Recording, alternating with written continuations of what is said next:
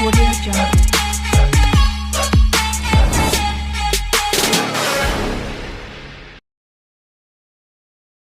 Hi hello नमस्कार मित्रांनो, मी तुमचा मित्र राज. जीवन एक अश्वमेध या आपल्या मराठी युट्यूब चॅनल मध्ये तुमचं सर्वांचं मनापासून सहर्ष स्वागत करतो. आय होप सर्वजण छान असतील, स्वतःची आणि इतरांची काळजी घेत असतील.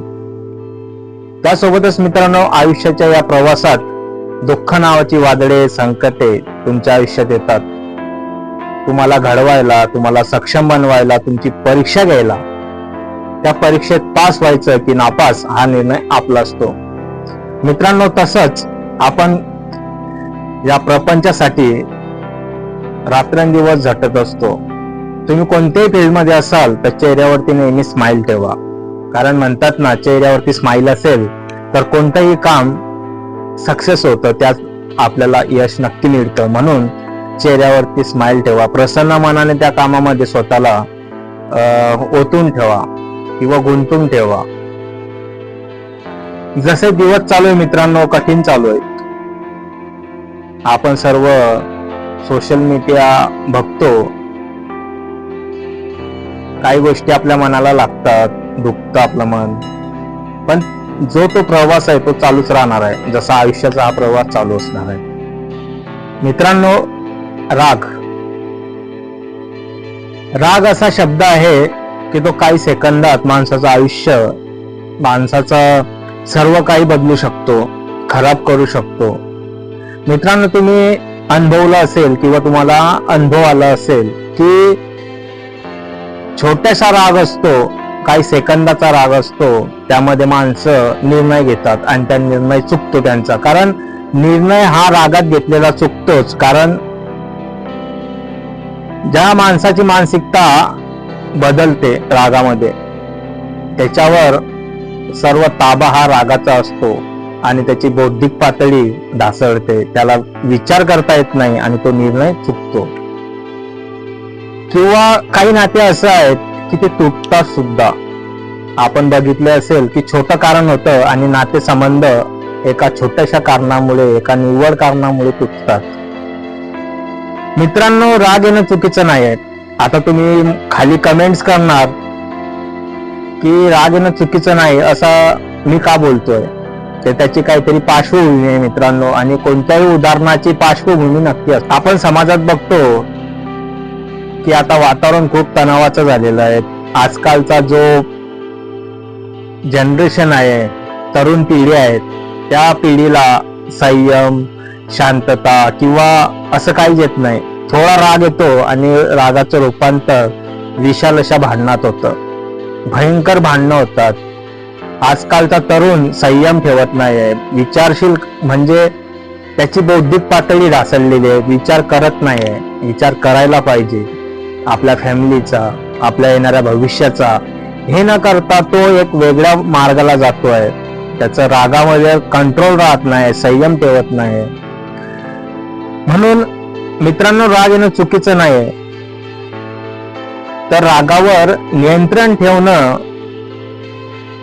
किंवा नियंत्रण न ठेवणं ते धोकादायक आहे. आता एखाद्या व्यक्तीला राग आला, ठीक आहे, हे स्वाभाविक आहे. एखाद्या गोष्टीचा राग येणं स्वाभाविक आहे, पण त्यावर नियंत्रण न ठेवणं हे धोकादायक आहे.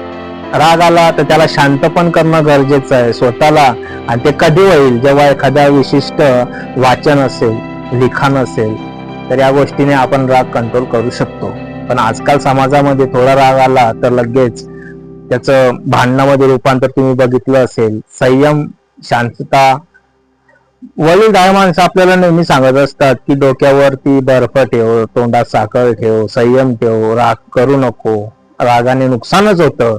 आणि ते कुठेतरी त्यांना अनुभवलं असेल, त्यांनी अनुभव घेतला असेल आणि त्या अनुभवाचे बोल हे आपल्याला देत असतात. पण आपला राग हा प्रथम श्रेणीला असतो. म्हणून आजकाल तणाव जास्त वाढलेला आहे. त्याचप्रमाणे मित्रांनो, कसं आहे, आज प्रत्येक जण फ्रस्ट्रेशन मध्ये जगतोय, बरोबर.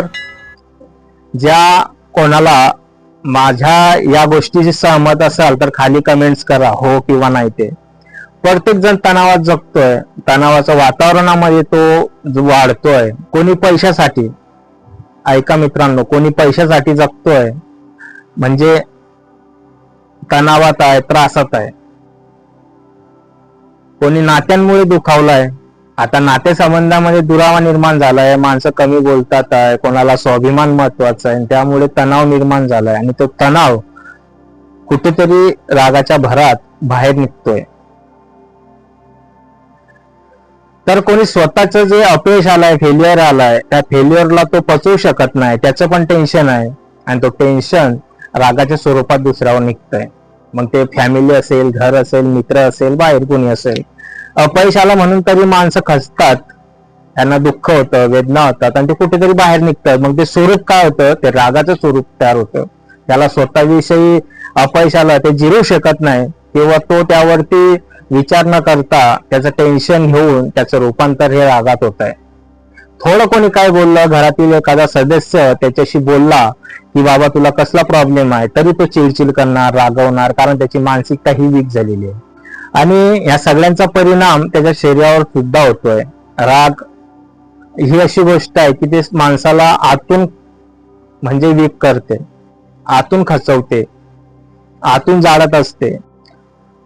मित्रांनो, तुम्ही कधी विचार केलाय, रागाच्या भरात आपण एखाद्याला बोलतो, भांडतो, काहीतरी झालं असेल तर सर्वात जास्त दुःख कोणाला होतं, स्वतःला आपण करून घेत असतो, आपल्यालाच दुःख होतं. समोरच्याला आपण बोललो नंतर आपल्या त्या गोष्टीचा पश्चाताप होतो की मी रागात ह्या व्यक्तीला असं बोललो, किंवा आपल्याकडून चुकून झालं असेल, रागाच्या भरात झालं असेल, आपल्याला त्या गोष्टीचा पश्चाताप होतो की मी असं नको करायला पाहिजे होतं आणि ते दुःख आपल्यालाच होतं.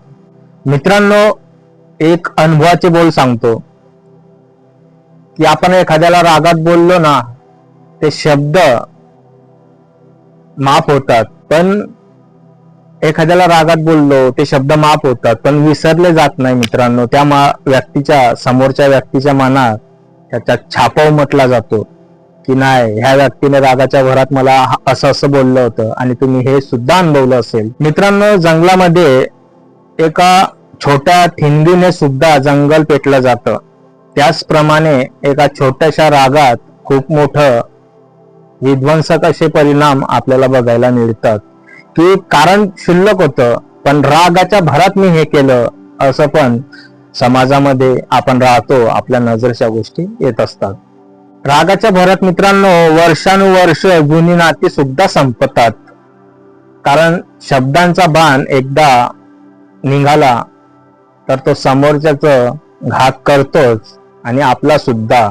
कारण जी नाती विश्वासाच्या जोरावर असतात त्या नाती सुद्धा रागाच्या भरात तुटली जातात. मित्रांनो, एखाद्या व्यक्ती, तुम्ही डोळ्यासमोर उदाहरण तयार करा किंवा तुम्ही असं अनुभवा किंवा अनुभवलं असेल, एखादा व्यक्ती खूप रागात आहे, त्याला खूप राग आलेला आहे आणि समोरचा व्यक्ती शांत आहे, तर तो शांत व्यक्ती कमजोर नसतो किंवा त्याची मानसिकता नसते भांडण करायची, कारण त्याला माहित आहे परिणाम काय होईल, दोघांचे नुकसान होईल, म्हणून तो शांत असतो, कमजोर नसतो, तो शांत असतो.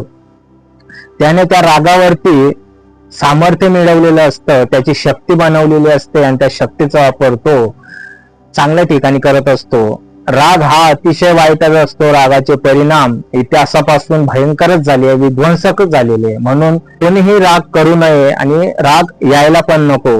म्हणून त्या रागासाठी चांगल्या गोष्टींचा अवलंब केला पाहिजे, चांगलं वाचन केलं पाहिजे, चांगल्या लोकांची संगत केली पाहिजे, जेणेकरून आपल्या बौद्धिक पातळीचा विकास होईल आणि आपण एक चांगली वाटचाल करणार. मित्रांनो, राग कोणाला पण येऊ शकतो, कोणत्या वेळी पण येऊ शकतो, कोणत्याही कारणावरून येऊ शकतो. पण जेव्हा तुम्हाला राग येईल तेव्हा एकच करा, तुमचा मोठा भाऊ म्हणून, तुमचा छोटा भाऊ म्हणून तुम्ही माझं जे काही टिप्स असतील ते फॉलो करा. त्यामध्ये प्रामुख्याने जेव्हा तुम्हाला राग येईल तेव्हा थोडं शांत बसा, संयम ठेवा, स्वप्न बघतोय असं फील करा, दीर्घ श्वास घ्या